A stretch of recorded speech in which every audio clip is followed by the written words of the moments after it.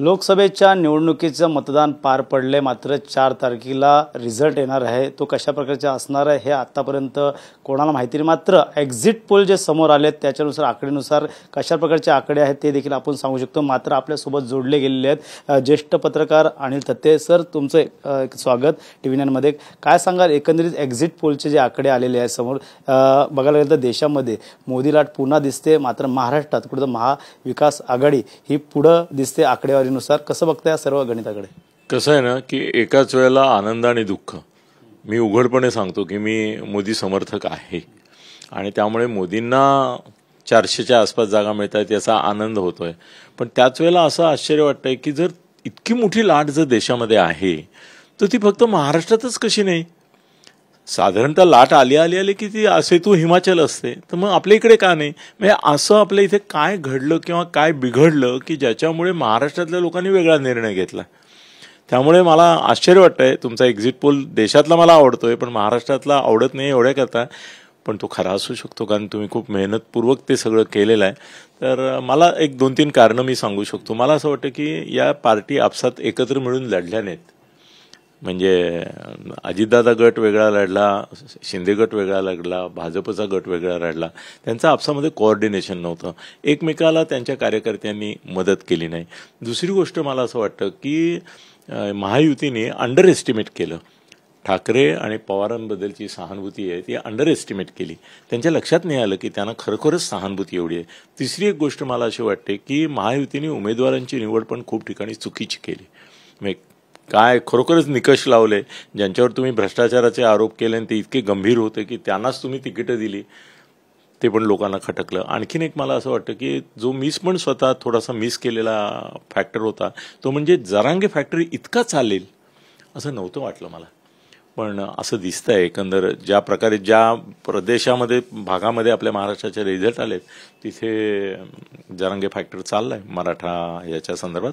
आणखीन एक मला असं वाटतं की जी एकी महाआघाडीने दाखवली आणि जो आक्रमकपणा दाखवला त्याच्यापेक्षा महायुतीने खूपच कमी आक्रमक असेल गेलं. म्हणजे त्याने आरोप केला तर फक्त उत्तरं दिली पण ते अंगावर गेले नाही, म्हणजे डिफेन्सिव्ह होते.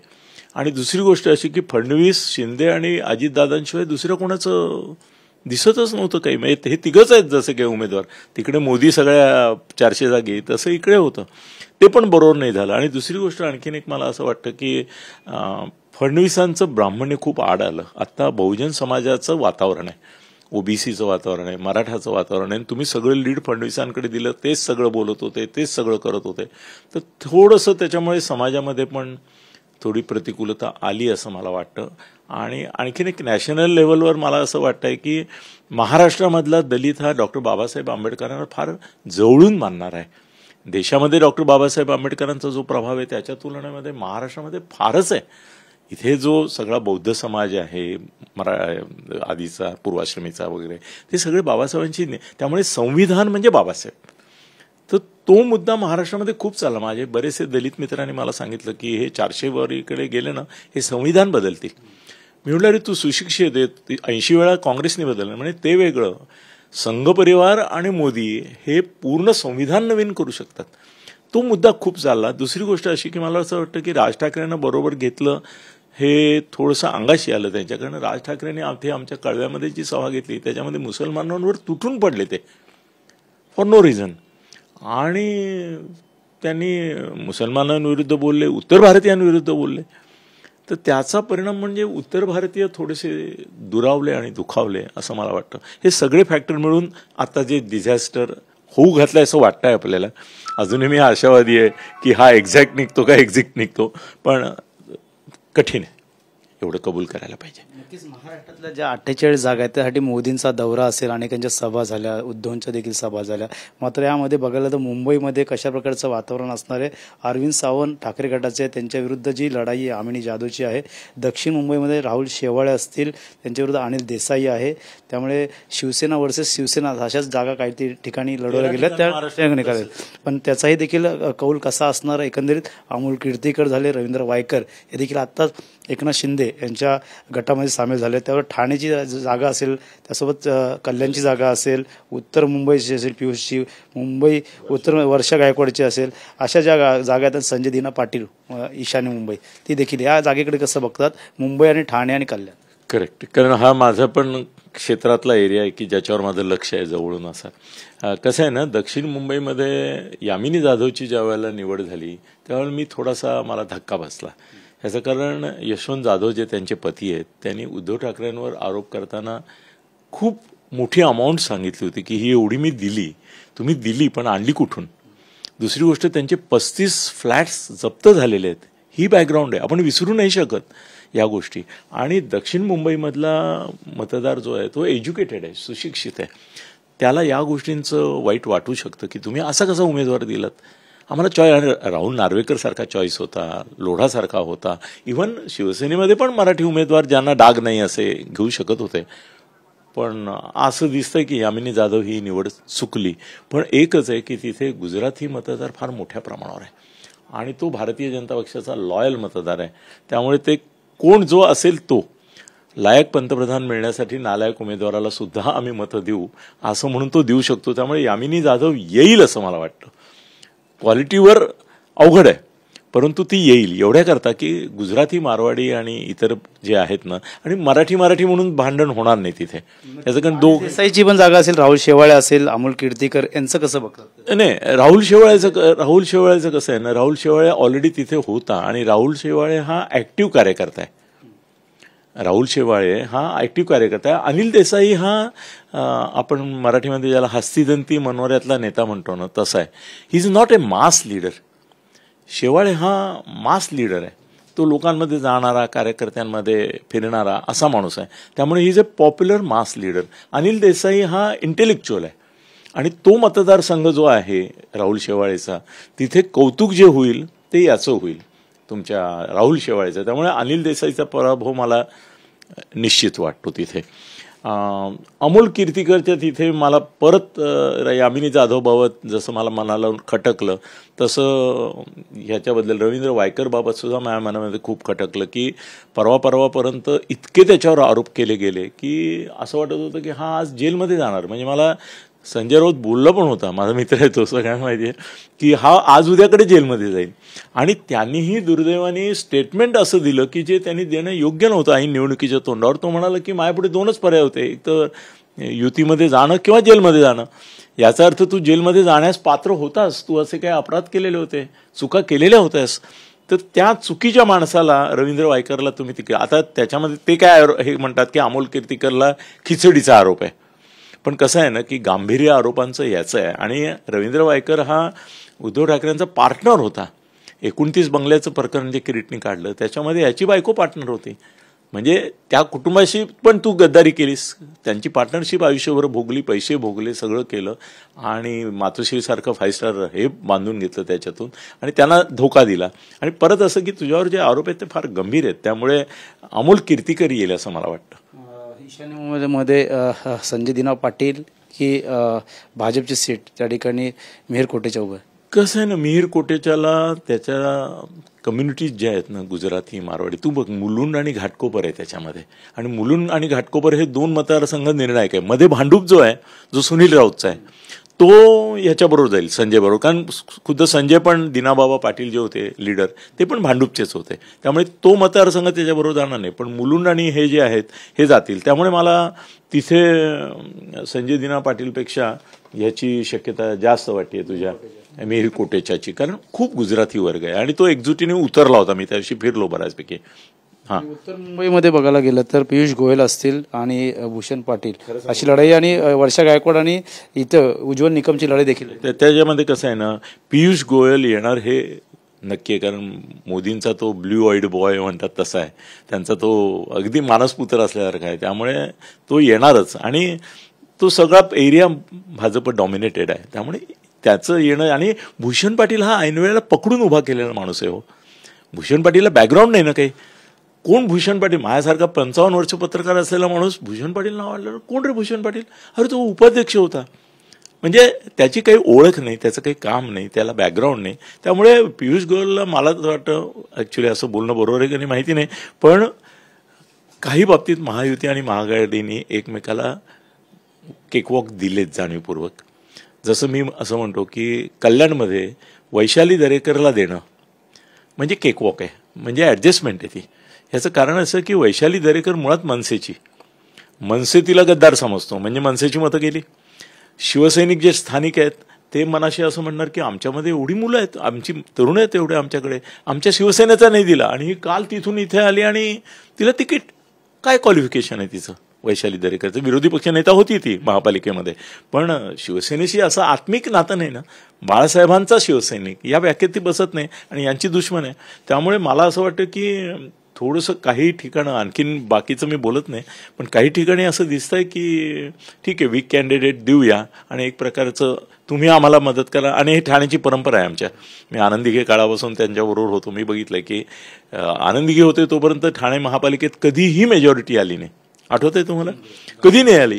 आनंदीघे गेले आणि एकनाथ आल्यानंतर ताबडतोब मेजॉरिटी यायला लागली मोठ्या प्रमाणावर, कारण आनंदीघे येऊ द्यायचे नाही. कारण त्यांचं एक मनामध्ये असं हे होतं की बाळासाहेबांच्या हातात जाईल, मग इथला महापौर मी नाही करू शकणार. तसंच थोडंसं ऍडजस्टमेंट आहे. ही वैशाली दरेकर ठाण्याची जागा कसं बोलतं या ठिकाणी निष्ठावंत विरुद्ध गद्दार असा या ठिकाणी प्रचार. नाही कसं आहे ना की राजन विचारे आता 10 वर्ष इथे खासदार आहे, पण कसं आहे ना तो त्याचा परफॉर्मन्स पण नाही, पण निगेटिव्हिटी पण नाही त्याच्याबद्दल. म्हणजे त्याच्यावर आरोप नाहीत पहिली गोष्ट. त्याच्या विरुद्ध कोणाच्या मनामध्ये काही विष नाही, किलमिश नाही, पूर्वग्रह नाही त्याच्याबद्दल. पण कसं आहे ना की ना जमेत ना खर्चात असे काही लोक जे असतात ना, तसा तो थोडासा आहे. तो आहे, पण 10 वर्षामध्ये त्यांनी काय केलं ठाण्याकरता असं जर विचारायला गेलं तर नाही दाखवता येणार. कसं आहे, श्रीकांत त्या बाबतीत दाखवू शकतात की कल्याण डोंबिवलीमध्ये 1, 2, 3, 4, 10 अशी कामं त्यांनी केली. राजनची अशी कामं तुम्हाला दिसणार नाही. याचं एक कारण राजनलाच मी एकदा विचारलं होतं की तुझा परफॉर्मन्स नाही दिसत, हा प्रॉब्लेम आहे. तो म्हणाला एकनाथच्या समोर इथे कोणाचा परफॉर्मन्स असतच नाही. एकनाथ शिंदेच सगळे परफॉर्मन्स करतात, तर आम्हाला परफॉर्मन्स करायला आहे कुठे स्कोप, असं त्याचं म्हणणं होतं. पण इथे कसं आहे ना, नरेश म्हस्केचा प्रॉब्लेम काय आहे ना, प्रामाणिकपणे सांगतो तुम्हाला की नरेश म्हस्के हा बोलायला फार तिखट आहे. कुणाच्याही अंगावर जाईल, कुणाच्याही काही बोलेल, कुणाला दुखवेल. आणि सूर्यापेक्षा वाळू गरम सारखं त्याचं थोडं आहे की एकनाथ शिंदेचा तो राईट हँड आहे, आम्हाला कबूल आहे.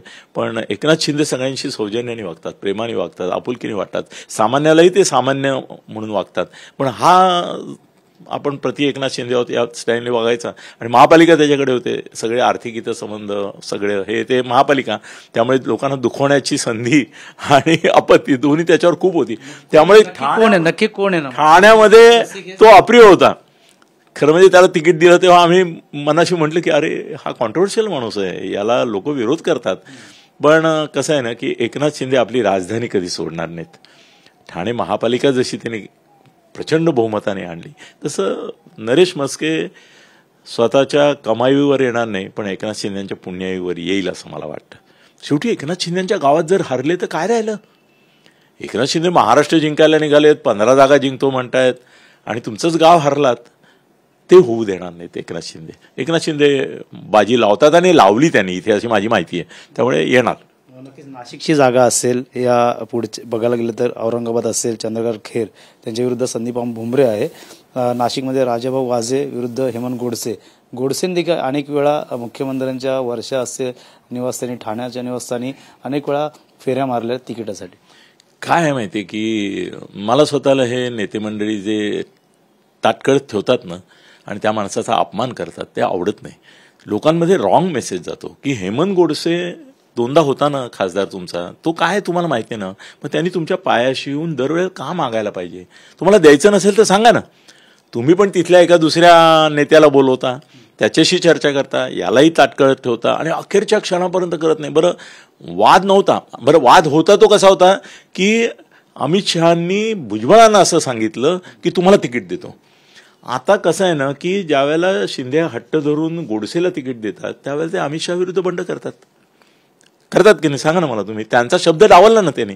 भुजबळ कॉन्फिडन्सने आले होते की मला काय अमित शहानी सांगितलं, आता मला दुसऱ्या कोणाची गरजच नाही, पण त्यांनी खोडून काढलं तिथे आणि याला तिकीट. तसंच 15 तिकिटांच्या बाबतीत झालं, तसं इथे पण झालं की हेमंत गोडसे हा नाईलाजाने उभं केल्यासारखा लास्ट मोमेंटला केला. राजाभाऊ वाजे हा संजयचा उमेदवार आहे, संजय राऊतचा उमेदवार आहे. पण कसं आहे ना की हेमंत गोडसेला ज्या प्रकारे अपमानित केलं गेलं, त्याची अनिश्चितता ठेवली गेली, लोकांमध्ये रॉंग मेसेज गेला की भुजबळ पण विरोधात गेले, त्यामुळे ओबीसी वर्ग पण विरोधात गेलेला असू शकतो. शिवाय जरांगे फॅक्टर आहे, जागा जाऊ शकते, जिंकण्याची शक्यता आहे वाजेची, वाजेला जाऊ शकते. आता पुढे आपण जिंकण्याची शक्यता अशा जागा बघूया. चंद्रकांत खैरेचं काय वाटतं? संदीपा मोहरेंना ती देखील जागा जिंकण्याची शक्यता आहे.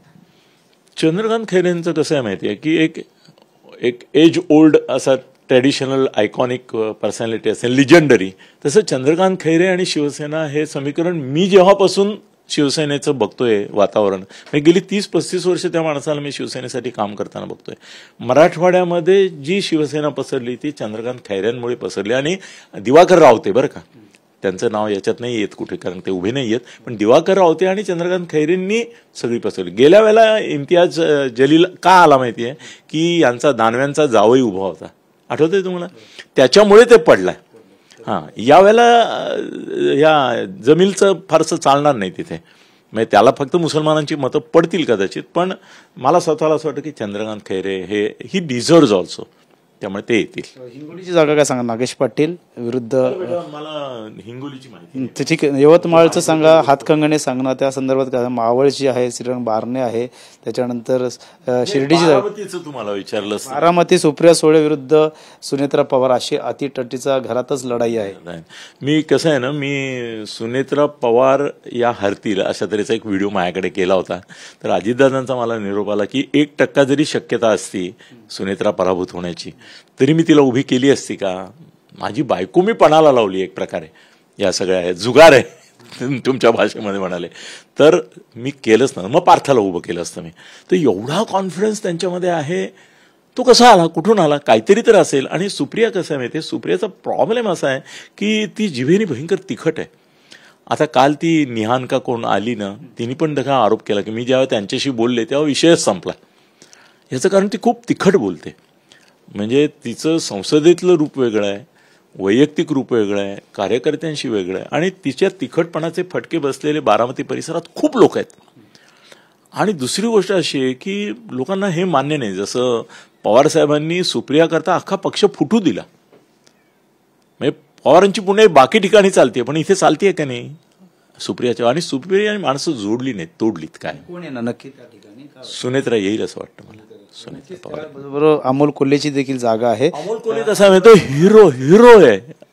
अमोल कोल्हे हा कसं आहे, ज्याला बघायला लोक जमतात, ज्याला पाहून लोकांना एक्साइटमेंट येते, थ्रिल येते. आपण आता एअरपोर्टवर जातो, एक जरी हिरो दिसला मोठा तरी आपण काही देणं घेणं नाही, तो आपल्याला ओळखत नाही, आपण काही त्याचं हे करत नाही, पण वी फील एक्साइटेड. अमोल कोल्हेचं व्यक्तिमत्व असं आहे ना की यू फील एक्साइटेड, त्याला व्होट द्यावं असं वाटतं, आणि त्याने कामगिरी चांगली केली आहे. त्या मानाने हे खरं म्हणजे त्याने आग्रह धरायला नव्हता. शिवाजीराव आढळराव पाटील थकलेला माणूस आहे, त्यामुळे आय डोंट थिंक लोक त्याला चॉईस देतील. अमोल कोल्हे इज अमोल कोल्हे, हिरो आहे, तो हिरो राहील. जागा राहिली ती वर्षा गायकवाड विरुद्ध उज्ज्वल निकम. या ठिकाणी उज्ज्वल निकम हे नवीन चेहरा आहे, वकील आहेत, चांगले जज, त्यांनी अनेक केसेस लढलेत. नाही, कसं आहे, उज्ज्वल निकम हा राष्ट्रभक्तीचं सुद्धा प्रतीक आहे. या देशामध्ये कसाबपासून कोणत्याही जिथे सामाजिक प्रश्न आला, जिथे समाजाचं काहीतरी हितसंबंध आहेत असा, त्या प्रत्येक ठिकाणी लढणारा माणूस हा योद्धा आहे उज्ज्वल निकम, आणि एवढा बुद्धिवादी आहे. वर्षा गायकवाड त्याच्यापुढे काहीच नाही आहे. वर्षा गायकवाड ही रडून मिळवलेली सीट आहे. वर्षा गायकवाडनी तक्रार केली श्रेष्ठींकडे जाऊन, दिल्लीला रडली, हे काय तुम्ही मुंबईमध्ये जागा वाटप केलं, मला विचारलं नाही, मी अध्यक्ष आहे मुंबईची, मग इवितिवी हारायची सीट आहे तर देऊन टाका म्हणून तिला दिली. आणि इथे पूनम महाजन होती आधी, लक्षात ठेवा, Poonam Mahajan was not active. Priya Dutt वगैरेची जी परंपरा आहे ना त्याच्यात ती ॲक्टिव्ह नव्हती, तरी तिला निवडून दिलं. त्यामुळे भारतीय जनता पक्षाचा हा मतदारसंघ आहे, येणार उज्ज्वल निकम. नंदुरबारमध्ये हिना गावित विरुद्ध गोपाल पाडवी आहे, आणि धुळ्यामध्ये सुभाष भामरे आणि त्यास विरोध शोभा बच्छाव आहे काँग्रेसच्या. जालना रावसाहेब दानवे विरुद्ध कल्याण काळे काँग्रेसची अशी लढाई आहे. दानवे यांच्याविषयी मला जिथे थोडी माहिती आहे तिथेच बोलणार मी. तर दानवेंच्या संदर्भामध्ये कसं आहे ना की दानवे हे भारतीय जनता पक्षाच्या इतिहासातलं अमर व्यक्तिमत्व आहे असं मी नेहमी म्हणतो. याचं कारण असं की परवा मी ममता बॅनर्जीचं भाषण ऐकत होतो, त्याच्यामध्ये ती वॉशिंग मशीन हा शब्द वारंवार वापरत होती की भाजपकडे. हा वॉशिंग मशीन शब्द भारताला रावसाहेब दानवेंनी दिला. ती त्यांची कामगिरी आहे आतापर्यंत लक्षात राहिलेली. बाकी मंत्री म्हणून त्यांचा काही इफेक्ट आम्हाला कधी दिसला नाही. पण वॉशिंग मशीन ही एक चुकीची कन्सेप्ट दिली ज्याच्यामुळे भारतीय जनता पक्ष सगळ्या देशात बदनाम झाला. रावसाहेब दानवे हा बेदरकारपणे, बेमुरतपणे आणि बेजबाबदारपणे बोलणारा माणूस आहे, अध्यक्ष होता तरी. पण गमत कशी आहे की कल्याण काळे हा कार्यकर्ता आहे, हा आजचा कार्यकर्ता नाही, हा फार आधीपासूनचा आहे कार्यकर्ता. तर दानव्यांच्या एकंदर वागण्या बोलण्यामुळे जर अप्रियता असेल तर कल्याण काळे त्यांना पाडू शकतो. रावसाहेब दानवेंना पाडणं सोपं आहे तुलनेने, असं मला वाटतं. नांदेडची जागा प्रताप चिखलीकर आहे भाजपचे, विरुद्ध वसंतराव चव्हाण आहे, त्यामुळे नांदेडचा इतिहास की नांदेड, अशोक चव्हाण माझा प्रचंड मित्र आहे, त्याच्या पहिल्या निवडणुकीपासून मी त्याच्या निवडणुकीत जातो, त्यामुळे मला तिथली परिस्थिती माहिती आहे. अशोक भारतीय जनता पक्षात आलाय असं, आणि हा प्रतापराव चिखलीकर त्याचा काहीतरी नातेवाईकच आहे. तर त्यामुळे कसं आहे ना की अशोक इकडे आल्यानंतर अशोकला जर भवितव्य हवं असेल काही, तो राज्यसभेवर आहे, उद्या केंद्रीय मंत्रिमंडळात जाऊ शकतो. शंकरराव चव्हाणांची बॅकग्राऊंड आहे त्याला जर तिकडे जायचं असेल तर प्रतापराव चिखलीकरला निवडून आणलंच पाहिजे त्याने, आणि आणणार. तो माझं पण बोलणं झालं, तो म्हणाला आरामसे 1 लाख 2 लाख मतांनी येतोय म्हणून. मी सर या सगळ्यांशी बोलतो. अमरावतीमध्ये नवनीत राणा असतील, विरुद्ध बळवंत वानखेडे आहेत काँग्रेसचे, त्यात प्रहारचे बच्चू कडू यांनी देखील दिनेश बुबे यांना उतरवले मैदानात. ही तिरंगी लढत आहे. हो, नाही, मला असं वाटतं की बळवंत वानखेडे आणि ते बच्चू कडूचा जो माणूस आहे यांच्या आपसातल्या भांडणामध्ये नवनीत राणा निघेल अशी स्टार आहे. नाही सर, गोविंदा हा काय म्हणतात विदूषक आहे, तो कुठेही जाऊन काही नसतो. त्या गोविंदा आला म्हणून मतं मिळतील असं अजिबात नाही. गोविंदा करता तुम्ही मत द्याल का की गोविंदा आला चला याला मत देऊ, असं नाही देणार तुम्ही. गोविंदा हे काय नाही, आणि ते रिकाम टोकरं आहे, ते कुठे बोलवलं तरी जातं, त्याला काय नाही. पण नवनीत राणा ही स्वतः स्टार आहे, आणि कसं आहे ना ही हिंदुत्वाकरता जेलमध्ये घेणारी कोण बाई, हिंदुत्व म्हणतात, यातलं कुठल्याही नेत्याने काही हिंदुत्वासाठी केलं नाही. ती 14 दिवस आत जाऊन बसली होती 40मुळे आणि ठाकरेंच्या याच्यासमोर मग, आणि ती लोकप्रिय आहे आणि स्टार आहे, त्यामुळे ती येणार. ती स्मृती इराणी आहे इथली. म्हणतात की मी पोलिंग बूथ जे आलेत त्याच्यावर विश्वास ठेवत नाही. सर कसं आहे, मला गैरसोयीचं असेल त्याच्यावर मी विश्वास ठेवतच नाही ना. आता कसं आहे, काही लोक काय म्हणतात की केंद्रामध्ये बघितलं मोदींचं कसं आहे 400 पार, पण त्याला म्हटलं की महाराष्ट्राचं काय है ते काय विश्वसनीय. अरे तिकडे विश्वसनीय नाही, इकडे विश्वसनीय, आज कसं चालेल. Either you believe this and that also, नाही का. तर त्यामुळे बच्चू कडू कधी बोलतात काय आपल्याला सगळं माहिती आहे. नागपूरची जागा नितीन गडकरीच्या विरोधात विकास ठाकरे आहे. नितीन गडकरी हे एक चेहरा समजला होता मोठा देशाचा, महाराष्ट्राचा, पवारानंतर. कसं आहे ना, संजय राऊतने आरोप केला होता की फडणवीस वगैरे सगळेजण मिळून त्याला गडकरींना पाडण्याच्या तयारीत आहेत.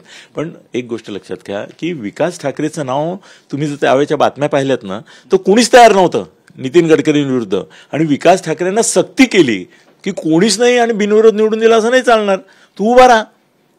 आता जो नाईलाजाने उभा राहिला, अनिच्छेने उभा राहिला, तो काय लढणार.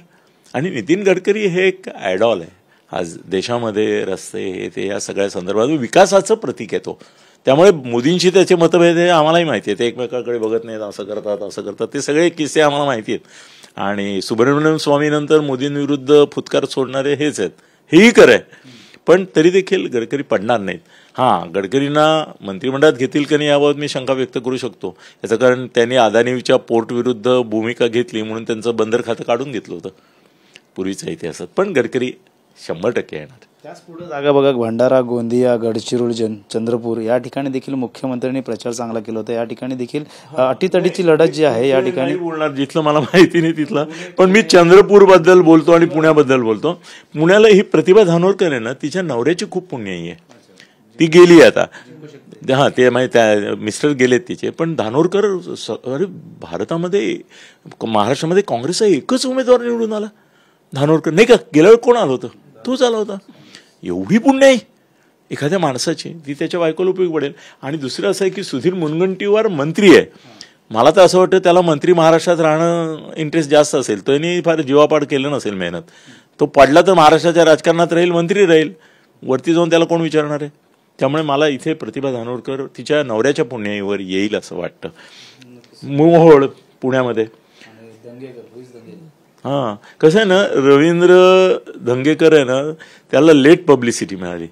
हे जे पुण्यामध्ये पोर्श गाडीचं प्रकरण झालं ना, त्यानंतर त्याचं व्यक्तिमत्व उजळून निघालं. ज्या पद्धतीने त्याला इन्व्हेस्टिगेटिव्ह पद्धतीने तो घुसला ना, हे जर आधी घडलं असतं ना, तर मोहोळच्या विरुद्ध भारतीय जनता पक्षाविरुद्ध एवढं वादळ उठलं असतं ह्या सगळ्या प्रकरणामध्ये की मोहोळचं डिपॉझिट वाचवता वाचवता वांदे झाले असते त्याचे. सध्या कोण आहे? नाही, पण मोहोळ येईल. पुण्यात जर नाही आला तर कसं चालेल? पुणे पुण्यनगरी आहे ना त्यांची. सोलापूरमध्ये प्रणिती शिंदे विरुद्ध राम सातपुते. प्रणिती शिंदेच्या बाबतीमध्ये दोन प्रॉब्लेम मला दिसतात. एक तर असं आहे की सुशील कुमार शिंदेनी पण इतरांना घराणेशाही म्हणत स्वतःचीच मुलगी आधी आमदार केली, आता खासदार केली. तिला यापूर्वी त्यांची बायको उभी राहिली एक मला वाटतं 2 ह्याच्यापूर्वी, आणि ती दारुण पराभव झाला होता तिचा सोलापूरमधून. त्या अर्थी घरातल्या ह्याच्यात म्हणून आता राम सातपुते हा कार्यकर्ता माणूस आहे, त्यामुळे मला प्रणितीच्या पेक्षा राम सातपुते वाटतोय की काढेल सीट ही. आणि कसं आहे ना की एक खुन्नस आहे सुशील कुमार शिंद्यांबद्दल, कारण हिंदू दहशतवाद हा शब्द जो आहे तो शिंद्यांनी सोनिया गांधीला खुश करण्याकरता आणला. कधी पूर्वी आपण हिंदू दहशतवादाबद्दल बोललेच नव्हतो. बाकी सगळ्या धर्मांच्या शीख मुसलमानाचं पण झालं.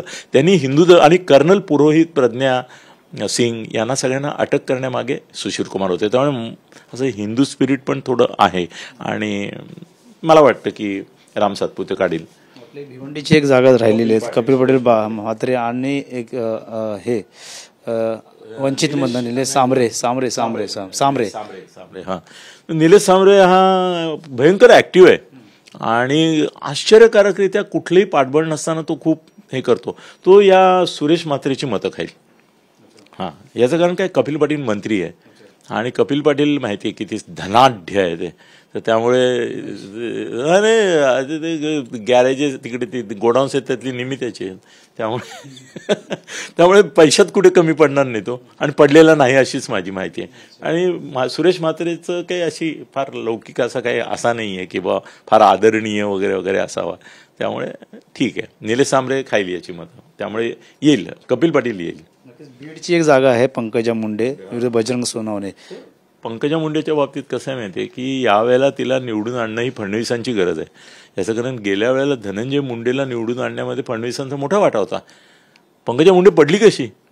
धनंजय मुंडे हा फडणवीसांचा दत्तक पुत्र असल्यासारखं त्यांनी मदत केली त्याला निवडून आणलं. कारण त्यावेळेला ही बोलली होती ना, लोकांच्या मनातली मुख्यमंत्री मी आहे, तर त्याचा सूड होता तो. फडणवीसांनी पाडली, पण यावेळेला पाडलं तर त्यांना ठपका बसेल. फडणवीस यांचा अब्रूचा प्रश्न आहे की तुम्ही तिला एकदा पाडले आम्ही समजू शकलो, पुन्हा लोकसभा दिली तर 400 पार जाण्याकरता ती यायला पाहिजे ना. बजरंग सोनवणे देखील मोठी ताकद आहे, राष्ट्रवादी आहे, परंतु पंकजा मुंडे यावेळी काढेल कारण तिने पणाला लावलं आणि तिच्याबद्दल सहानुभूती पण आहे की गेल्या 5 वर्ष तिला वंचित ठेवली. तिच्या याच्यामध्ये एकच झालं की तिने बहिणीची सीट प्रीतम मुंडेची हिरावून घेतली आणि स्वतः उभी राहिली. सुरुवातीला बघा प्रीतम मुंडेचा चेहरा कसा होता, बॉडी लँग्वेज स्पीक्स ना, फेशियल एक्सप्रेशन, ती अशी सुन्न होऊन बसलेली होती की हे काय माझ्याच बहिणीने. मग तिला म्हणे आश्वासन दिलं की तुला विधानसभा देतो वगैरे. फोडाफोडीचं राजकारण करतं घरातच? करतात ना, भरपूर करतात. शिवसेनेत केलं तसं?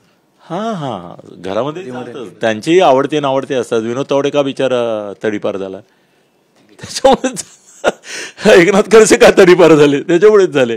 जो फडणवीसांच्या विरोधात गेला तो तडीपार गेला. पण आता खुद्द फडणवीसच या निवडणुकीचा जर निकाल असा लागला तर हद्दपार होतील. आपण त्यांना तडीपार शब्द वापरू नये, हद्दपार होतील. खडसे जसं म्हणलं तर रावेरमध्ये रक्षा खडसे आहे आणि विरुद्ध श्रीराम पाटील आहे शरद पवार गटात.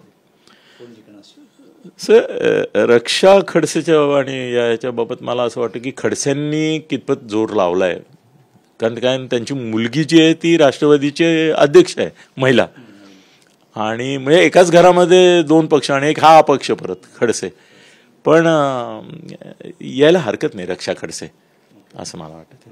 माडामधले धैर्यशील पाटील जे शरद पवार गटातील जिंकण्याची शक्यता विरुद्ध रणजितसिंग भोसलेंच्या संदर्भामध्ये मला असं वाटतं की शशिकांत शिंदे. कसं आहे माहिती आहे की उदयनराजे भोसले जे आहेत ना ते खूप हट्टी आहेत. यावेळेला ते 5 दिवस छत्रपती असून दिल्लीत बसले होते आणि भाजपवाले त्यांना ताकास्तूर लावू देत होते. ही मोठी गोष्ट आहे, हा अपमान आहे छत्रपतींचा. तुम्ही एकीकडे म्हणता की कोल्हापूरमध्ये बिनविरोध निवडून द्या काँग्रेसच्या छत्रपती शाहू महाराजांना, आणि दुसरीकडे हे शाहू महाराज म्हणजे हे छत्रपती आले तर 5 दिवस त्यांना भेटत पण नाही तुम्ही. आणि शेवटी ते जेव्हा म्हणतात की मी अपक्ष उभा राहीन तेव्हा नाईलाजाने त्यांना तिकीट देता. आणि त्यांचंही गमत अशी की इतके ते मुडी आहेत की त्यांनी राज्यसभा काय सोडली, या पक्षात काय गेले, त्या पक्षात काय गेले, म्हणजे असं स्थिर बुद्धी नाही. त्या मानाने शशिकांत शिंदे कसा आहे, हा कार्यकर्ता आहे आणि माथाडी कामगार केवढा मोठा आहे त्याच्याकडे, खूप मोठा. आणि सातारा जिल्ह्यामध्ये त्यांचं आणि मराठा आहे, दोघंही मराठा. पण मला वाटतं की शशिकांत शिंदे येईल, तर उदयनराजे पडतील. आणि उदयनराजेंना पाडण्यामध्ये भाजपच्या लोकांचाही हात असेल, कारण खूप मुडीली वागलेत त्यांच्याशी. ते कोणाचा भरोसाच नाही हो, केव्हा काय बोलतील ते, त्यामुळे पाडणार त्यांना ते. निलेश लंके देखील चर्चेत आहे अहमदनगरमध्ये. सुजय विखे पाटील, विखे पाटील हे साम्राज्य आहे, सम्राट आहे तो, वडिलांमुळे येणार. तर आणि काय, मी बाळासाहेब विखे पाटलांपासून बघत आलो आहे, पद्मश्री बाळासाहेब विखे पाटील, म्हणजे त्यांच्यापासून मी स्वतः जवळून बघितलं आहे. विखे पाटील त्याला पडूच देणार नाही, त्यांचं राजकारण समजेल ना त्याच्या बाबांचं. त्यामुळे निलेश लंकेची जिंकणे. नाही, निलेश लंके हा कसा आहे ना, आक्रमक कार्यकर्ता आहे. नाही ते तुम्ही पाहतोय तुमचं जिंकण्याची शक्यता वगैरे. पण सुजय विखे पाटील हे घराणं आहे, जसं वसंतदादा पाटील एक घराणं होतं. तुम्ही बघा ना, तुम्ही विशाल पाटीलला पुढे कळताय ना सांगलीला.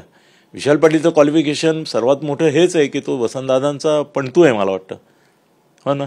मग या ठिकाणी पालघरमध्ये पण 3 लढत आहे. हेमंत सावरा असेल भाजपकडनं, भारती कांबळे असेल आणि पालघर ही भाजपची सीट आहे. तिथे शिवसेनेचा उमेदवार पण गेल्या वेळा दिला तरी तो निवडून आला होता ऐन वेळेला.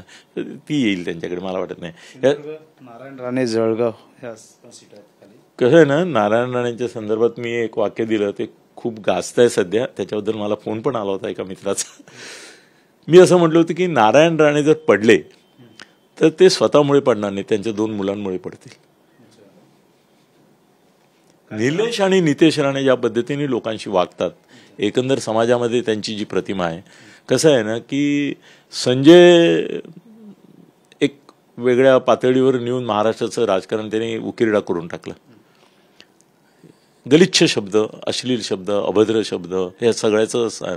पण त्याला उत्तर द्यायला म्हणून नितेश राणेला पुढे केल्यानंतर नितेश राणेंनी जे संजय राऊत करतो तेच केलं, तेवढ्याच लेव्हलवर जाऊन केलं.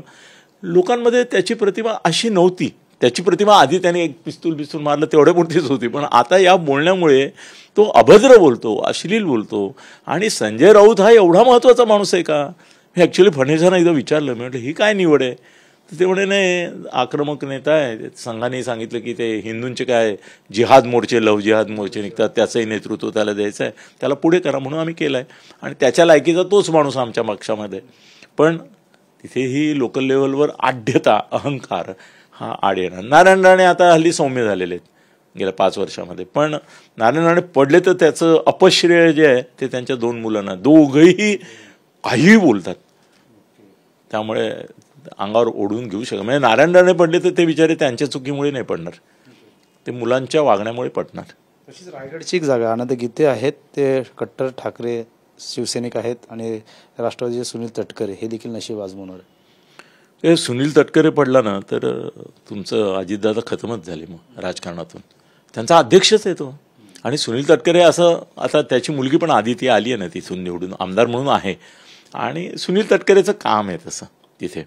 आनंद गीतेचं काम हे खासदार म्हणून आहे. सुनील तटकरे मंत्री होता, अनेक कामं त्यांनी केले. कोकणच्या विकासामध्ये ज्या काही 4-5 माणसांचं नाव तुम्हाला घ्यावंच लागतं. त्यात अंतुले जसे होते 80 साली, नारायण राणे जसे होते, मनोहर जोशी पण कोकणाचेच, तसं ह्यांचं सुनील तटकरेंनी खूप कामं केली. रायगडमधलं जे काय घडलंय ना ते तटकरेंचा वाटा आहे. त्यामुळे मला तटकरे येतील असं वाटतं. मी एकच सीट देतोय ॲक्च्युली अजितदादांना, एकच. आणि पोलमध्ये एकही तटकरेंची. आता ही जी तुमची सुप्रिया विरुद्धचं वातावरण झालं तर 2, नाही तर एकच, गॅरंटीची एक, सुनील तटकरे. येस, नक्कीच. धाराशिवचे ओमराजे निंबाळकर आहेत आणि त्यांच्या विरुद्ध अर्चना पाटील हा नवीन चेहरा दिलेला आहे. कल्पना नाही, मला कल्पना नाही. कोल्हापूरला मला वाटतं असं, कोल्हापूरला शाहू महाराज छत्रपती जे आहेत तर त्यांच्या संदर्भात कसं आहे माहिती आहे की ते, मला त्यांची जी इमेज येते ना ज्याच्यामध्ये एक चालताना बोलताना बॉडी लँग्वेज किंवा हे, ती थकलेल्या माणसाची वाटते. संजय मंडिक जो आहे तो असा तरुण तडफदार आणि असा आक्रमक झुंजार आहेच तो. म्हणजे ते मंडिकच मंडळी सगळी तशीच आहेत. त्या तुलनेत हे थकल्यासारखे वाटतात. म्हणजे त्यांना का भरीला घातलंय असं मला कळत नाही.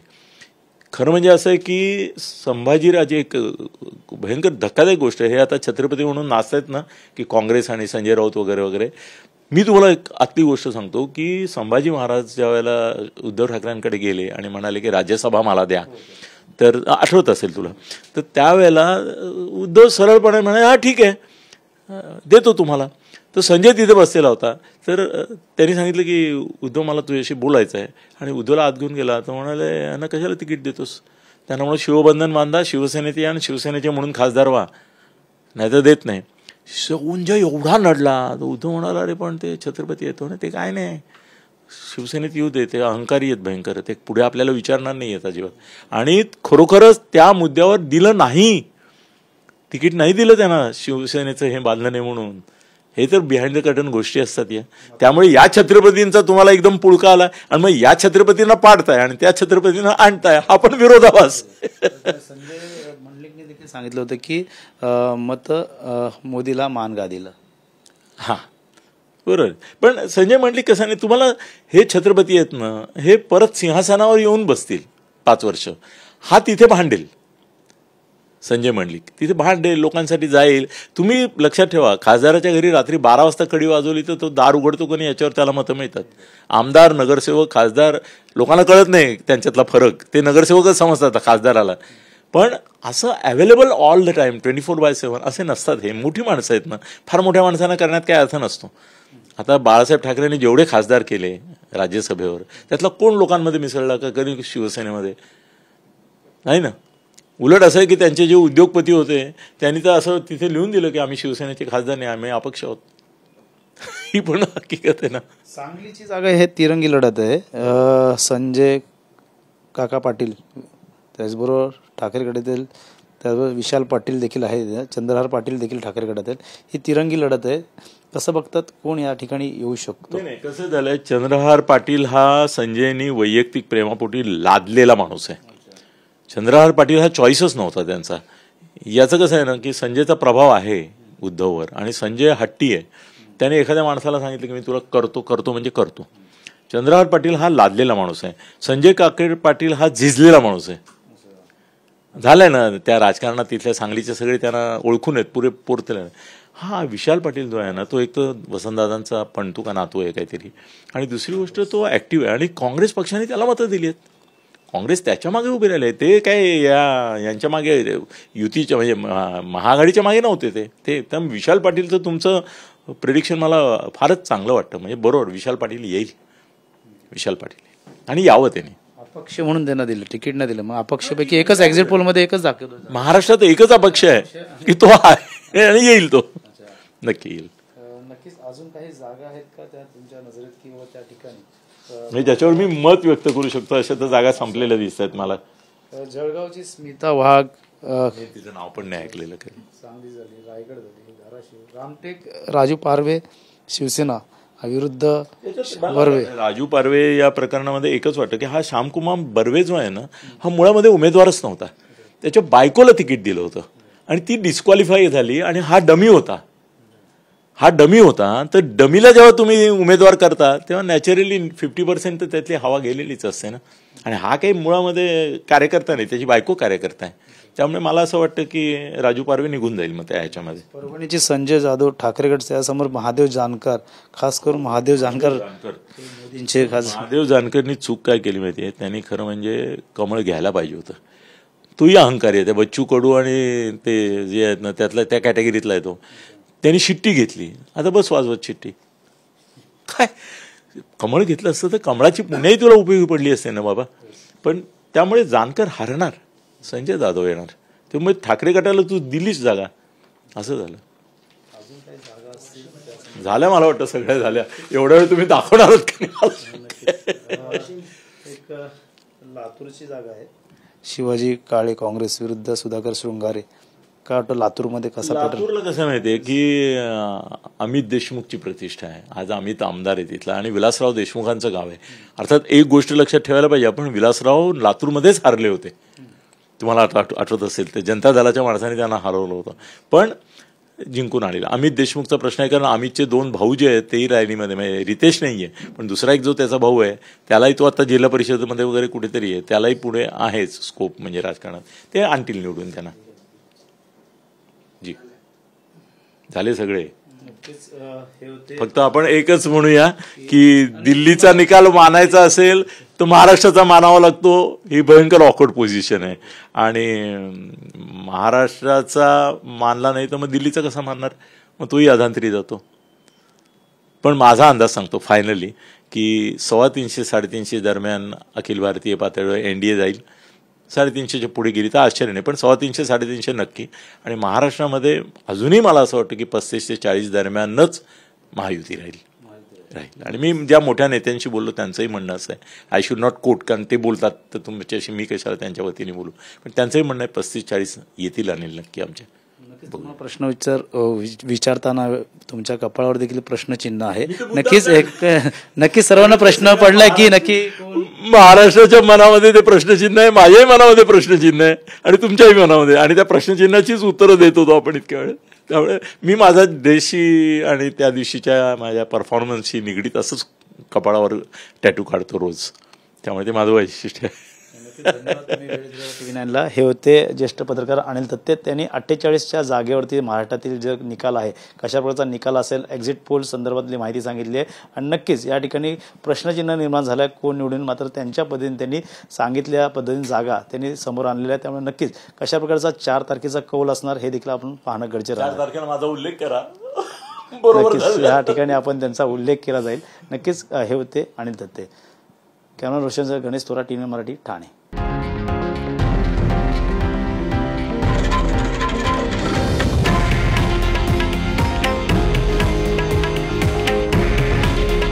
हे आहे देशातील नंबर 1 न्यूज नेटवर्क आणि आपण पाहत आहात TV9 मराठी. काळजी तुमची, हित महाराष्ट्राचं.